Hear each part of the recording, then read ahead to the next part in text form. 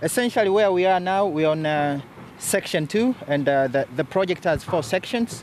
Section 1 and 2 being connected together in here, and we're on section 2. Section 4 is on a very different part, which is Prilep Bitola. So where we are now, we're sitting currently on kilometer 7 of section 2, and right now ongoing work is bridge 7. Yeah, bridge 7 behind me. In terms of activities, we have earthworks, which will be cutting out sections that will be used for the material to build up the lower sections.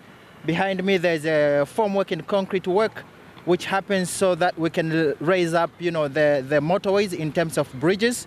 And prior to that, there is a slope protection because we are cutting some of these mountains. Like I said before, motorways is only fill in the low existing areas, cut the high existing slope areas, which are mountainous areas, also building up bridges where we can't, viably fill low-lying areas.